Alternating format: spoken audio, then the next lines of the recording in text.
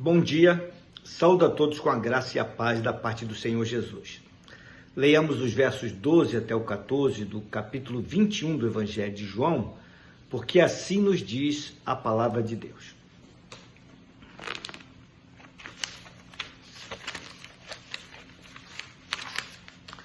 Disse-lhe Jesus: Vinde, comei. Nenhum dos discípulos ousava perguntar-lhe: Quem és tu? Porque sabiam que era o Senhor. Veio Jesus, tomou o pão e lhes deu, e de igual modo o peixe. E já era esta a terceira vez que Jesus se manifestava aos discípulos depois de ressuscitado dentre os mortos. Meus queridos, ainda que não tivesse sido reconhecido pelos seus discípulos ao perguntar-lhes: Filhos, tendes aí alguma coisa de comer? Jesus não estava lhes pedindo algo para si mesmo, mas antes sim estava chamando a atenção daqueles homens para o fato de que eles não tinham nada para comer. Isto é tão verdadeiro que, ao chegarem na praia, viram um braseiro e sobre ele peixe e pão. Tudo isto providenciado pelo próprio Senhor Jesus. Aqueles homens ainda não tinham compreendido a verdade maior sobre as suas próprias existências, que era o fato de que deveriam confiar plenamente em Jesus e dele depender. Tanto é que a resposta que deram foi a seguinte: não, sinalizando que não tinham nada para comer. Trabalharam toda aquela noite e agora, exaustos e famintos, se depararam com a dura realidade. Eles não tinham nada para comer como fruto dos seus próprios esforços. Foi por esta razão que o Senhor lhes disse logo a seguir: lançai a rede à direita do barco e achareis. E isto fez a fim de relembrá-los que sem ele, eles nada poderiam fazer. Meus queridos, o resultado da pescaria foi incrível, indescritível. Não necessariamente devido à quantidade de peixes apanhados, nem pelo fato da rede não se ter rompido, mas sim pelo que aquele acontecimento produziu em suas mentes e corações. A começar pela certeza de que Jesus, o seu Senhor e Mestre, estava ali, bem presente, ainda que eles não o tivessem percebido. E que sob o comando dele é que aquele feito tão extraordinário veio a acontecer. Certo de que eles agora haviam compreendido tais verdades, Jesus então lhes fez um convite: vinde, comei. Jesus já havia preparado alimento para eles, tanto material como também o espiritual, e isto com fartura. Certamente aqueles homens estavam famintos nestas duas áreas da vida. E agora estavam ali, uma vez mais, sendo alimentados por aquele que é o pão da vida, Jesus. Este era, segundo João afirma no verso 14, a terceira vez que Jesus se manifestava aos discípulos depois de ressuscitado dentre os mortos.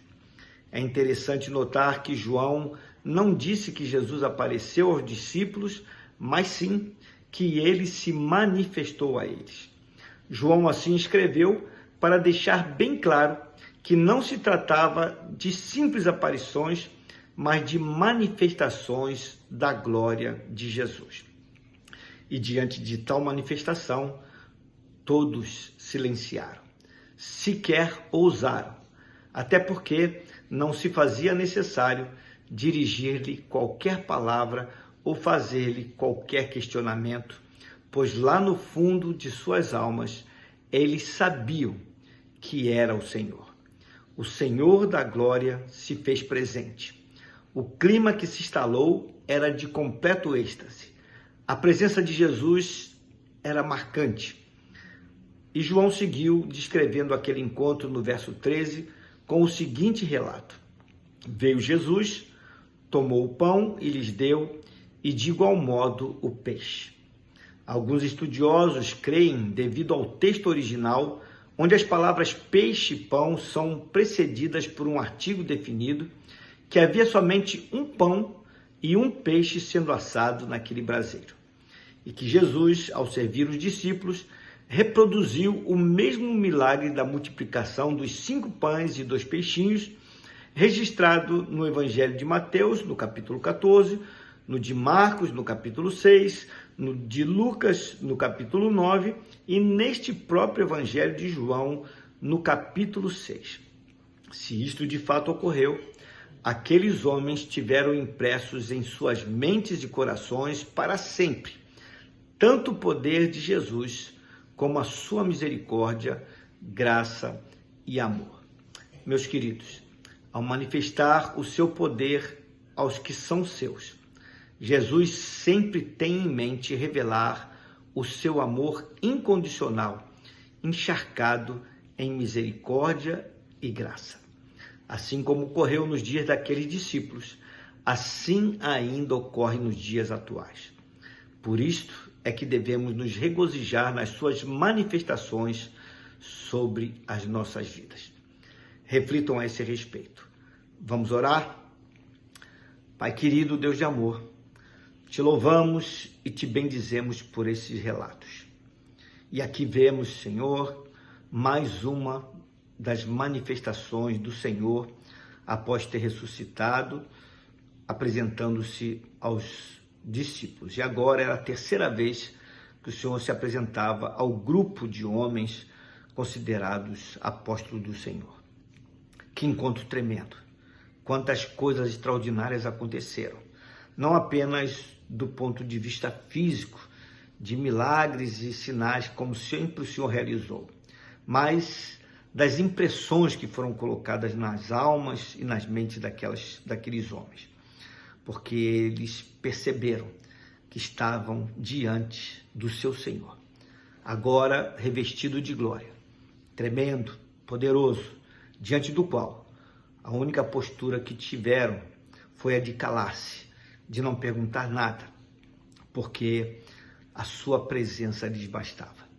Eles estavam tão maravilhados que entraram em êxtase, porque estava ali o Senhor, mais uma vez, colocando as coisas no seu devido lugar, mostrando que eles deveriam depender de Ti para realizarem a obra, e que sem o Senhor, de fato, eles nada poderiam fazer. Não seriam pelos seus esforços pessoais que eles alcançariam êxito, mas sob a Tua palavra.